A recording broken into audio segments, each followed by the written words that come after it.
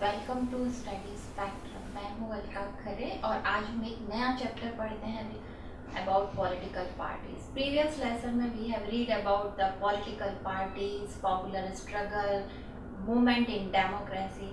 Political party omnipresent है। Each and every democracy have so many political parties. Political party existence में कैसे आती हैं, कभी हमने इस बारे में सोचा है? तो आज हम पढ़ते हैं कि डेमोक्रेसी कभी भी आपको विदाउट पॉलिटिकल पार्टीज नहीं मिलेगी। मोर देन 1, 2, 3 बहुत सारी पॉलिटिकल पार्टी एक किसी भी डेमोक्रेसी में हो सकती हैं। पॉलिटिकल पार्टीज बनते कैसे हैं? कभी जब सो मैनी पीपल्स जब एक साथ इकट्ठे होते हैं, their ideologies, their view points match, जब उनके मैच हो जाते हैं, दे फॉर्म अ एसोसिएशन और बाद में यही एसोसिएशन एक बड़ी पॉलिटिकल पार्टी में कन्वर्ट हो जाता है।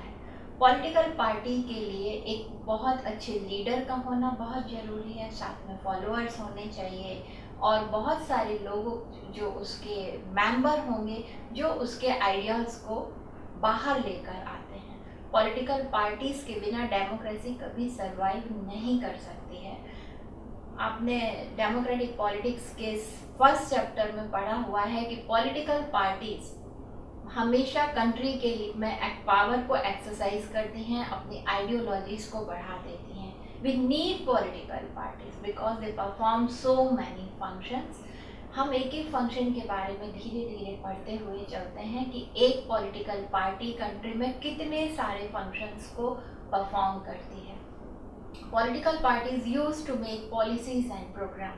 Policies and program, their ideology उन पर किसी न किसी पर बेस्ड होती है। Their ideology is based on particular topic, particular persons views. तो वो अपने आइडियाज़ और पॉलिसीज़ को बताना चाहते हैं और उसका इम्प्लीमेंटेशन वो तभी कर सकते हैं जब उनके पास पावर हो, पावर को वो एक्सरसाइज कर सकते हैं। पॉलिटिकल पार्टीज़ अपने प्रोग्राम और पॉलिसीज़ को तभी इम्प्लीमेंट कर सकती हैं जब वो कंट्री को रूल कर रही होती हैं। इसके लिए उन्हें इलेक्शन को कॉन्टेस्ट करना पड़ता है। कंट्री में इलेक्शन एक पर्टिकुलर टाइम के बाद होते हैं, may be 5 year, 4 year, 6 years. जब इलेक्शंस होते हैं तो पॉलिटिकल पार्टीज थ्रू कैनवासिंग अपने आइडियाज़ और व्यूज़ को बताती हैं लोगों को और ये बताने की कोशिश करती हैं कि why they are better than other political parties और हमें उन्हें वोट क्यों देना चाहिए। They contest the election to exercise the power, to form the government, to rule the country. आपने 9th क्लास में पढ़ा हुआ है कि लेजिस्लेचर में डिबेट होता है। डिबेट होने के बाद ही कुछ लॉज बनाए जाते हैं। लेजिस्लेचर का काम लॉ बनाना होता है, लेकिन जो एग्जीक्यूटिव होते हैं, एग्जीक्यूटिव भी 2 तरह के होते हैं, ये भी आपने प्रीवियस क्लासेस में पढ़ा हुआ है, परमानेंट एंड नॉन परमानेंट। जो नॉन परमानेंट एग्जीक्यूटिव्स होते हैं, MPs and MLA, member of parliament, member of legislative assembly, they use to debate and discuss the thing in the legislation और उसके बाद कोई ना कोई रूल बाहर निकल कर आ जाता है। They use to make rules and regulation for the country. Permanent executive उनको इम्प्लीमेंट करवा कर देते हैं। पार्टीज के 2 हमने फंक्शन पढ़े हैं। एक पढ़ा हमने policies and program, the another is they are contesting the election. The party which won the election, they always form the government. जो हार जाने वाली पॉलिटिकल पार्टीज होती हैं वो अपोजिशन में बैठती हैं। अपोजिशन पार्टीज बहुत सारे फंक्शन परफॉर्म करती हैं। वो देखती हैं कि गवर्नमेंट जो रूल्स एंड रेगुलेशन बना रही है वो पूरी कंट्रीज के लिए, सिटीजन्स के लिए सही है या नहीं है। Sometime they gave there ideas and views. Voting में वो अपना पक्ष रख देती हैं, डिबेट में वो बताती हैं कि क्या सही है क्या गलत है। आपने कोलिशन गवर्नमेंट के बारे में भी पढ़ा है। जब किसी एक पॉलिटिकल पार्टीज को मेजॉरिटी नहीं मिलती and so many political parties came together and form the government that is known as coalition government. Coalition government जब फॉर्म होती हैं तो कई पॉलिटिकल पार्टीज की एक आइडियोलॉजी आती है, जैसे एनडीए, नेशनल डेमोक्रेटिक अलायंस, जिसमें बीजेपी के साथ बहुत सारी पार्टीज हैं, UPA, United progressive alliance, Congress और उसके साथ बहुत सारी पार्टीज हैं। तो कोलिशन गवर्नमेंट भी फॉर्म होती है जब किसी एक पॉलिटिकल पार्टी को पूरी मेजॉरिटी नहीं मिलती है।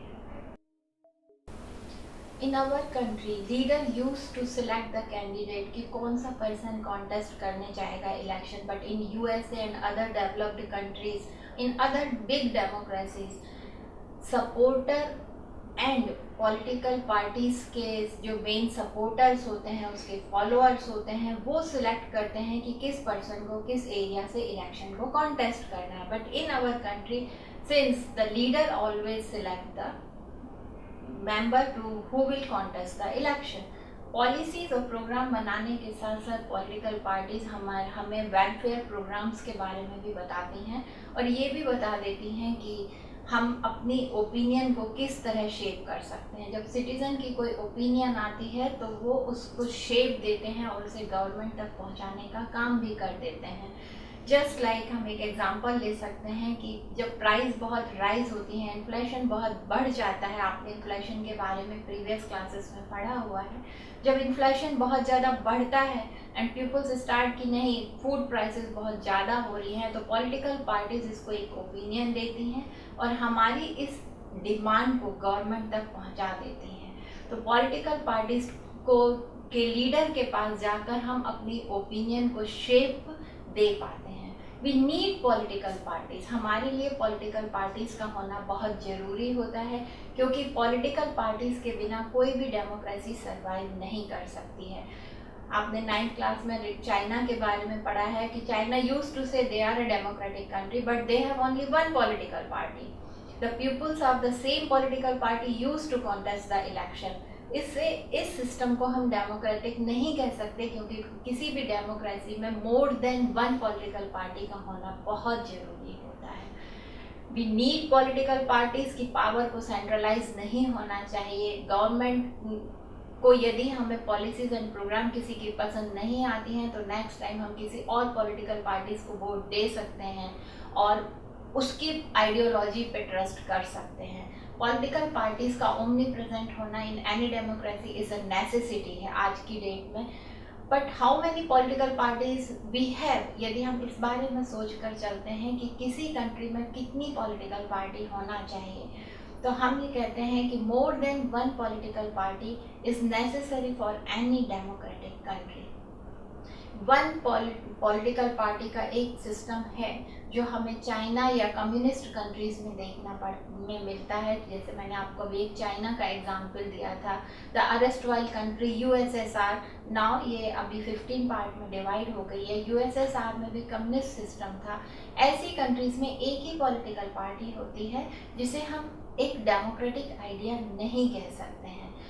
यूके एंड यूएसए, यहाँ पे 2 पार्टी सिस्टम है. 2 पार्टी सिस्टम में peoples do not have choices. उनके पास ज़्यादा चॉइसेस नहीं होती हैं क्योंकि लिबरल और डेमोक्रेट, कंजर्वेटिव या लिबरल, रिपब्लिकन या डेमोक्रेट, मोर और less their ideology and policies and programs are same होते हैं. 5 या 6 साल के लिए, 5 और 6 ईयर्स के लिए वो रूल करती हैं. अदर वापस कोई अदर पॉलिटिकल पार्टी आती है तो peoples do not have choices. In India we have more than 750 national registered party and this is a messy matter. इतनी सारी पॉलिटिकल पार्टी, इतनी सारी आइडियोलॉजीज का होना एक बहुत अच्छा होता है. But when people contesting the election, तो हमारी कंट्री में बहुत ज़्यादा पॉलिटिकल पार्टीज हैं because we have huge social diversity. और सोशल डाइवर्सिटी के वजह से ही हमारे यहाँ बहुत सारी पार्टी अपने कास्ट और रिलीजन पे भी बन जाती हैं. 750 पार्टीज़ में से यदि आप एग्जिस्टेंस देखेंगे तो बहुत कम पार्टी आपको इलेक्शन में कॉन्टेस्ट करती नज़र आएंगी. But yes, of course it is a messy affair. बहुत ज़्यादा पॉलिटिकल पार्टी होना, बहुत सारी आइडियोलॉजीज होना भी एक मैसी अफेयर होता है. But since we have a huge population and huge social diversity, तो ये हमारी कंट्री के लिए भी कुछ पार्ट में बहुत अच्छा होता है. रिप्रेजेंटेटिव डेमोक्रेसीज में पॉलिटिकल पार्टीज़ का होना बहुत ज़रूरी होता है क्योंकि we have to choose the representative who form the government for us and run the country. आप किसी भी इलेक्शन में देखेंगे पॉलिटिकल पार्टीज़ का प्रेजेंट होना बहुत ज़रूरी होता है। But in our country panchayat के जो इलेक्शंस होते हैं, आपने फेडरलिज्म पढ़ते हुए आपने देखा था कि हमने एक लोकल गवर्नमेंट के बारे में पढ़ा था। लोकल गवर्नमेंट या पंचायत के जो इलेक्शन होते हैं वो पार्टी बेस्ड इलेक्शन नहीं होते हैं, उसमें कोई भी पॉलिटिकल पार्टी नहीं होती है, लेकिन पैनल हुआ करते हैं और they use to form the panel, और पैनल को ही हम लोग वोट दे देते हैं। पॉलिटिकल पार्टी रिप्रेजेंटेटिव डेमोक्रेसी के लिए बहुत ज़्यादा ज़रूरी होती हैं। जैसे जैसे डेमोक्रेसी की का एक्सपेंशन होते चला जा रहा है, ऐसे ही पॉलिटिकल पार्टी की एमरजेंस भी बढ़ती चली जा रही है। तो ये क्लियर है कि in a representative democracy we must have more than one political party, तभी हम अपने के लिए चॉइस देख सकते हैं, हमको दूसरी पर्टिकुलर पार्टीज़ के आइडियाज़ और प्रोग्राम्स के बारे में पता चल सकता है। सो political parties is in need of a democratic country. Political party is in need of a democratic country. Party system एक ऐसा सिस्टम है that country can not choose, उसे कंट्री चूज नहीं करती है, ये धीरे धीरे ऑटोमेटिकली बढ़ता चला जाता है और पार्टी सर्कमस्टेंसेस, सोशल डाइवर्सिटी और रिलीजन के बेस पर बनती चली जाती हैं। धीरे धीरे पार्टी बहुत सारी हो जाती हैं। अब हम ये पढ़ने की समझने की कोशिश करते हैं कि पार्टी को रिकॉग्नाइज्ड कौन करता है। नेशनल या स्टेट पार्टी को हम कैसे बोलते हैं कि particular party is a national party, particular party is a state party. We use to say कि बीजेपी, कांग्रेस ये नेशनल पार्टी हैं, लेकिन कुछ पार्टी ऐसी होती हैं जो स्टेट पार्टीज कहलाती हैं, जैसे कि शिवसेना, ये एक स्टेट पार्टी है। Almost all the parties are registered with the election commission of India. हमारी कंट्री का जो इलेक्शन कमीशन है उसके साथ सारी पार्टी रजिस्टर्ड होती हैं। To become a state party या to become a national party, इनको रिकॉग्नाइज्ड किया जाता है by election commission. State political party बनने के लिए उन्हें एटलीस्ट स्टेट असेंबली इलेक्शन में 6% वोट प्लस उनको अपने स्टेट की 2 सीट्स को जीतना बहुत ज़रूरी होता है, तभी किसी पार्टी को हम ये कह सकते हैं कि वो स्टेट पॉलिटिकल पार्टी है। नेशनल पॉलिटिकल पार्टी के लिए हम ये बोल के चलते हैं कि उसे एटलीस्ट 4 स्टेट में सीट्स मिलना चाहिए, उसका प्रेजेंट बहुत ज़्यादा ऑलमोस्ट ऑल ओवर कंट्री होना चाहिए, तभी हम उसे रिकॉग्नाइज करते हैं कि वो नेशनल पॉलिटिकल पार्टी है। उसे लोकसभा इलेक्शन में या जनरल इलेक्शन में एटलीस्ट 4 स्टेट्स में उसकी प्रेजेंस होनी चाहिए, उसको एटलीस्ट 4 सीट्स मिलना चाहिए, तब हम ये बोलते हैं कि पार्टी जो है ये एक नेशनल पॉलिटिकल पार्टी है। नाउअडेज स्टेट पॉलिटिकल पार्टी की इम्पोर्टेंस ग्रेजुअली बढ़ती चली जा रही है, क्योंकि हमारी कंट्री में 2004 के इलेक्शन में, जनरल इलेक्शन में किसी एक पार्टी को बहुत ज़्यादा सीट्स नहीं मिली थी, तो यूपीए ने with the help of state parties अपना गवर्नमेंट फॉर्म किया था। तो आजकल स्टेट पॉलिटिकल पार्टीज का इम्पोर्टेंस बहुत ज़्यादा होता है, क्योंकि कोलिशन गवर्नमेंट को फॉर्म करते हुए स्टेट पॉलिटिकल पार्टीज अपना सपोर्ट उनको दे देती हैं, जिससे कि उनको मेजॉरिटी मिल सके और वो गवर्नमेंट को फॉर्म कर सके, which is good for our country. State political parties अपने स्टेट के लिए कुछ बेनिफिट्स भी ले लेती हैं और इस तरह से उनकी इम्पोर्टेंस बढ़ती चली जा रही है। नेशनल पॉलिटिकल पार्टीज होने के अपने ही एडवांटेज होते हैं, उनका सिंबल स्पेशल होता है, किसी और पॉलिटिकल पार्टी को नहीं दिया जाता है, उनकी प्रेजेंस पूरी कंट्री में नज़र आती है। बट स्टेट पॉलिटिकल पार्टीज के सिंबल्स, एक सिंबल 2 पार्टी को 2 स्टेट्स में दिया जा सकता है। यदि आप अपनी टेक्स्ट बुक को ध्यान से देखोगे तो आपको जो मैप में दिखाया हुआ है, आप देखोगे कि साइकिल का जो सिंबल है वो कई स्टेट्स में आपको स्टेट पॉलिटिकल पार्टीज में नजर आएगा। लेकिन यदि आप बीजेपी का सिंबल या कांग्रेस के सिंबल को देखते हैं तो ये एक ही पॉलिटिकल पार्टी का है, which is advantage of a national political party. Now the first national party is the Congress party. आप ये हमारी कंट्री की ओल्डेस्ट पार्टी है और 1885 में इसको बनाया गया था। 1885 में इसको बनाने वाले कुछ ब्रिटिशर्स, कुछ बंगालीज, कुछ इंडियंस पीपल्स थे जिन्होंने इस पार्टी को फॉर्म किया था। इस पार्टी ने बहुत ज़्यादा विटनेस किया है, पार्टी कई बार डिवाइड हुई और बढ़ते बढ़ते चली आई। इसका जो पॉपुलर फेस है वो है जवाहरलाल नेहरू, इनके पॉपुलर फेस थे। आज की डेट में आप यदि देखोगे कि कांग्रेस का एग्जिस्टेंस आज भी बहुत जगह पूरे कंट्री में नज़र आता है। ये पार्टी ना तो सोशलिज्म को एंटायरली सपोर्ट करती है, ना ही ये कैपिटलिस्ट सिस्टम को सपोर्ट करती है। ये एक मिक्स्ड उस पर चलती है। ये सेंटर पार्टी कहलाती है। इसको welfare weaker section of the society के लिए ये काम करने के लिए आगे बढ़ रही हैं। 2004 के इलेक्शन में, 2009 के इलेक्शन में इन्होंने मेजॉरिटी, एंटायर मेजॉरिटी तो इन्हें नहीं मिली थी पर इनकी सबसे ज़्यादा सीट्स थी। कांग्रेस का प्रेजेंस आज भी पूरे कंट्री में देखने को मिलेगा। आज भी some states are ruled by the Congress party. जो अगली या नेक्स्ट पॉलिटिकल पार्टी है जो नेशनल लेवल पे हमें नज़र आती है वो है भारतीय जनता पार्टी। भारतीय जनता पार्टी 1990 में बनी थी बट एक्चुअली ये बहुत पुरानी पॉलिटिकल पार्टी है। इसे हम कह सकते हैं कि ये जनसंघ पार्टी थी जिसका पुराना सिंबल दिया था। भारतीय जनता पार्टी का जो सिंबल है वो है आज की डेट में लोटस है। ये पार्टी हिंदुत्व पर बेस करती है। ये कंट्री में यूनिफॉर्म सिविल कोड लगाना चाहती है।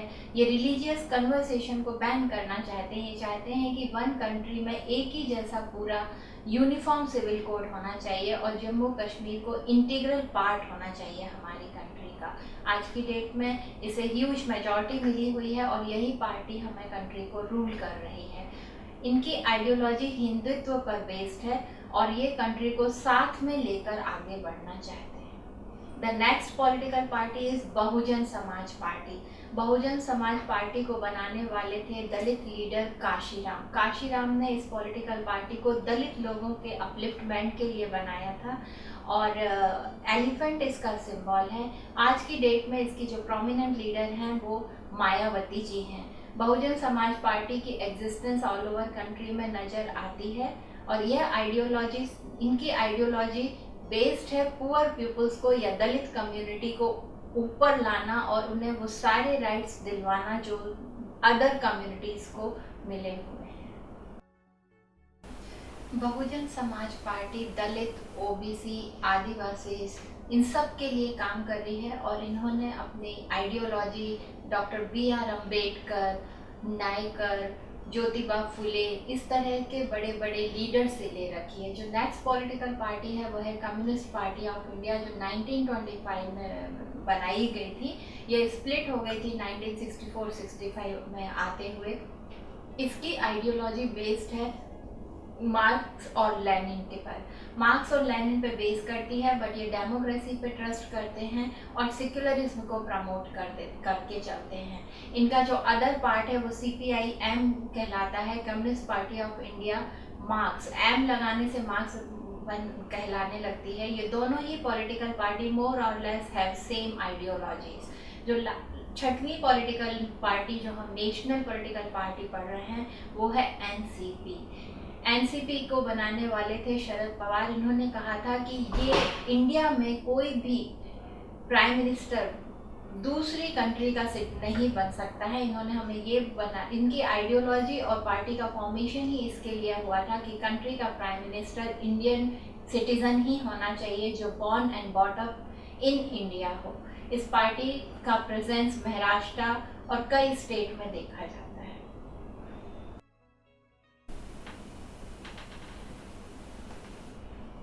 Political party face so many challenges. हमारी कंट्री या अनदर कंट्री कहीं भी जाए आप जाएंगे देन यू रियलाइज की political parties faces so many challenges. The first challenge is internal democracy. In political parties में इंटरनल डेमोक्रेसी का एक बहुत बड़ा प्रॉब्लम होता है। पार्टी के जो लीडर्स होते हैं वो सारे डिसीजन वो खुद ले रहे होते हैं। पार्टी वर्कर्स को पता ही नहीं चलता है कि अपर लेवल पे क्या चल रहा है। उनको उनका कोई रजिस्टर मेंटेन नहीं होता है, नीचे कितने मेंबर हैं उनको कुछ भी पता नहीं हो रहा होता है। तो इंटरनल डेमोक्रेसी कभी भी पॉलिटिकल पार्टीज में मेंटेन नहीं होती है, ये उनका एक बहुत बड़ा प्रॉब्लम होता है। इंटरनल डेमोक्रेसी को मेंटेन करने की डिमांड बहुत लंबे समय से चल के आ रही है, बट पॉलिटिकल पार्टीज कभी इसे मेंटेन नहीं करती हैं। कुछ लीडर और जो फॉलोअर्स होते हैं उन्हीं का ही सारा डिसीजन मेकिंग प्रोसेस होता है। नीचे काम करने वाले सपोर्टर्स और फॉलोअर को पार्टी के अंदर क्या हो रहा होता है इसकी नॉलेज नहीं होती है।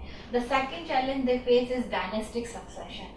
जिस तरह हमारी कंट्री में ये माना जाता है कि एक फिल्म एक्टर या एक्ट्रेस का बेटा या बेटी एक फिल्म स्टार ही बनेगा, उसी तरह पॉलिटिकल पार्टीज में लीडर के बच्चे जनरली लीडर बन जाते हैं। तो जो दूसरे लोग होते हैं उनको ग्रोथ बिल्कुल भी नहीं मिल रही होती है। पॉलिटिकल पार्टीज उन्हीं को प्रमोट करती चली जाती हैं और इस वजह से दूसरे लोगों को आगे आने का मौका कभी नहीं मिलता है। किसी भी डेमोक्रेसी के लिए डायनेस्टिक सक्सेशन जो होता है it's a very bad idea, क्योंकि इसमें हमको दूसरे लोगों को प्रमोट करने का चांस नहीं मिलता है। इंटरनल डेमोक्रेसी डायनेस्टिक सक्सेशन के बाद party also face money and muscle power. जो big companies they use to donate so many fund for the political parties, वो फंड प्रोवाइड करती हैं पॉलिटिकल पार्टीज को टू कॉन्टेस्ट द इलेक्शन। तो वो अपने फेवर में ही पॉलिसीज एंड प्रोग्राम बनाने के लिए पॉलिटिकल पार्टीज को कहती हैं। समटाइम पॉलिटिकल पार्टीज एक क्रिमिनल को भी सपोर्ट कर देते हैं for contesting the election. They always use money and muscle power. यदि आपने पुराना कहीं पढ़ा होगा तो आपने देखा होगा कि हमारी कंट्री में पहले we are not able to use our voting right. हम अपना वोटिंग राइट को भी यूज प्रॉपरली नहीं कर पाते थे और बैलेट बॉक्स चोरी हो जाते थे। पर आज की डेट में जैसे जैसे डेमोक्रेसी एक्सपैंड हो रही है, हमारी कंट्री में डीप हो रही है, तो peoples are opposing the use of money and muscle power. Political parties sometime हमको मीनिंगफुल चॉइस भी प्रोवाइड नहीं करती हैं। In Britain there are 2 political party, labour and conservative. Peoples do not have choice. उन्हें उन्हीं 2 पॉलिटिकल पार्टीज में से peoples को इलेक्ट करना होता है और वोटिंग करते समय उन्हें उन्हीं के कैंडिडेट्स को वोट करना पड़ता है। तो सम टाइम 2 पॉलिटिकल पार्टी होने से हमको एक मीनिंगफुल चॉइस नहीं मिल पाती है। मोर और less their idea and ideologies are same. Now the question is how should we reform the political parties? Political parties को रिफॉर्म करना बहुत ज़रूरी है हमारी कंट्री के लिए। तो इसके लिए पार्लियामेंट ने एक एंटी डिफेक्शन लॉ बनाया था। एंटी डिफेक्शन लॉ ये बताता है कि कोई भी पर्सन यदि किसी पर्टिकुलर पॉलिटिकल पार्टी से इलेक्ट हो जाता है तो 5 years तक वह उस पॉलिटिकल पार्टी को छोड़ नहीं सकता है। If you want to change the political party तो उसका इलेक्शन जो होता है वो कैंसिल कर दिया जाता है। ये इसके लिए बनाया गया था कि peoples use to change their political party after winning the election. वो लालच के लिए, पैसे के लिए जनरली अपनी पॉलिटिकल पार्टी को बदल देते थे। तो एंटी डिफेक्शन लॉ आ जाने से once the people elected from any political party he or she cannot change their political parties। दूसरा लॉ बनाया गया था जिसे हम बोलते हैं आपको अपना एफिडेविट देना है जिसमें हमें अपनी प्रॉपर्टी या हमारे अगेंस्ट कोई क्रिमिनल केस पेंडिंग है तो वो हमें अपना भर के और अपने सिग्नेचर के साथ देना पड़ता है, जो हमारा प्रूफ होता है कि आज की डेट में हमारे पास कितना पैसा है। इलेक्शन कॉन्टेस्ट करने के पहले जब हम फॉर्म को भरते हैं तो हमें ये सारे डिटेल्स उनको देने पड़ते हैं। द थर्ड लॉ जो कि ये कहता है कि पॉलिटिकल पार्टीज को अपना इनकम टैक्स रिटर्न भरना बहुत ज़रूरी है और उन्हें ये बताना ही पड़ेगा कि उन्हें कहाँ से और कितना पैसा आया हुआ है। इस तरह से आज की डेट में हम कोशिश कर रहे हैं कि पॉलिटिकल पार्टीज को हम रिफॉर्म कर सकें। पॉलिटिकल पार्टीज को रिफॉर्म करने के लिए हम कुछ सजेशन और भी दे सकते हैं। जिस तरह से हम ये भी कह सकते हैं in western countries the elections are state funding. हमारी कंट्री में स्टेट फंडिंग इलेक्शंस नहीं होते हैं, पॉलिटिकल पार्टीज़ को बड़े बड़े बिग इंडस्ट्रियल हाउस मनी दे देते हैं। यदि स्टेट फंडिंग इलेक्शन होता है तो पर्टिकुलर पार्टी के पास एक अमाउंट, मिनिमम अमाउंट होगा और उसे उतना ही पैसों पे इलेक्शन कॉन्टेस्ट करना पड़ेगा। सीट्स जो होती हैं, कुछ सीट्स हमें फीमेल के लिए, वुमेन के लिए रिजर्व करना बहुत ज़रूरी है। साथ में हम ये भी कह सकते हैं कि पॉलिटिकल पार्टीज़ को जो सीट्स हैं वो फीमेल के साथ साथ, जिस तरह हमारी कंट्री में है, वो seats are reserve for scheduled tribes and scheduled caste, इस तरह से हमें फीमेल के साथ और भी कुछ लोगों के लिए सीट्स का रिजर्वेशन देना बहुत ज़रूरी होगा। स्टेट फंडिंग इलेक्शन के साथ हम ये भी कर सकते हैं कि पॉलिटिकल पार्टी को रिफॉर्म करने के लिए एफिडेविट और एंटी डिफेक्शन लॉ के साथ यदि हम हमारा जुडिशरी सिस्टम कुछ रिफॉर्म्स को इंट्रोड्यूस कर सकता है। To reform the political party, it is not a very easy task. Political parties को रिफॉर्म करते समय हमें लीगल वेज का ध्यान रखना बहुत ज़्यादा ज़रूरी होता है।